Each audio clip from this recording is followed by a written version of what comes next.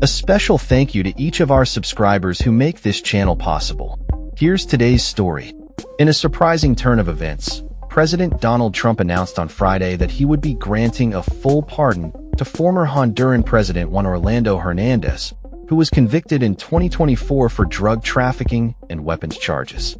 Hernandez, who served 2 terms as the leader of Honduras, has been serving a 45-year sentence in a U.S. penitentiary after being found guilty of conspiring to import cocaine into the United States. Trump's decision has sparked a flurry of reactions, both in the U.S. and Honduras, as it raises questions about the implications of such a pardon on U.S.-Honduran relations and the upcoming presidential elections in Honduras. Trump took to social media to explain his decision, stating, "According to many people that I greatly respect, Hernandez was treated very harshly and unfairly." This remark has drawn criticisms from various quarters, including human rights advocates who argue that the former president was rightly convicted for his crimes. Hernandez's conviction stemmed from accusations that he accepted millions in bribes to facilitate the transportation of cocaine to the U.S., effectively creating a cocaine superhighway. The announcement of the pardon was met with emotional responses from Hernandez's family. His wife, Ana Garcia Correas, along with their children, gathered on the steps of their home in Tegucigalpa to kneel in prayer, expressing gratitude for the news. Garcia stated that they had just spoken with Hernandez, who was overwhelmed with emotion upon hearing of the pardon. She thanked Trump, asserting that the prosecution against her husband was a coordinated effort by drug traffickers and the radical left to exact revenge on him.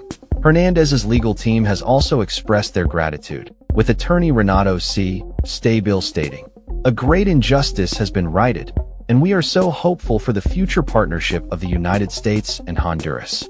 The pardon comes at a crucial time as Honduras prepares for its upcoming presidential elections, where Nasri Tito Asfura is vying for the presidency. Trump has publicly endorsed Asfura, suggesting that the U.S. would support Honduras under his leadership.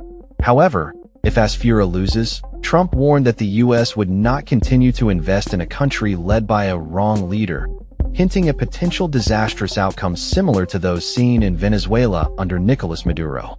Asfura, who previously served as the mayor of Tegucigalpa, is making his second attempt at the presidency with promises to address Honduras' pressing infrastructure needs. However, he has faced allegations of embezzling public funds, which he denies.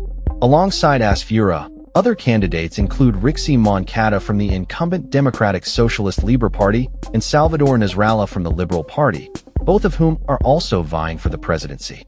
The political landscape in Honduras is further complicated by the outgoing president, Xiomara Castro, who has adopted a leftist stance but has maintained a cooperative relationship with the U.S. Despite her administration's left-leaning policies, she has refrained from severing ties with the U.S., even hosting high-profile visits from U.S. officials. Trump's framing of the Honduran elections as a trial for democracy has raised eyebrows, particularly in light of his administration's aggressive stance against drug trafficking and its military interventions in the region. His administration has previously designated several drug cartels as foreign terrorist organizations and has conducted military operations targeting drug trafficking routes, which have drawn international condemnation. In addition to the political ramifications, the pardon of Hernandez also raises questions about the integrity of the U.S. justice system and the implications of political influence on legal proceedings. Critics argue that the pardon undermines the rule of law and sends a troubling message about accountability for high-ranking officials involved in corruption and drug trafficking. As the elections loom, the relationship between the U.S. and Honduras remains a focal point of interest, particularly regarding how the outcome of the elections will affect U.S. foreign policy in the region. With Trump's endorsement of Asfura and the recent pardon of Hernandez, the dynamics of U.S.-Honduran relations are poised for significant changes, regardless of the election results. In conclusion, Trump's decision to pardon Juan Hernandez is not just a personal matter. It is a political maneuver that could have far-reaching implications for Honduras and its relationship with the United States. As the country prepares for a pivotal election, all eyes will be on the candidates and the potential shifts in power that could redefine the future of Honduras. That's all for this story. We upload videos every day covering many different subjects, so hit that subscribe button to stay informed. Thanks for watching.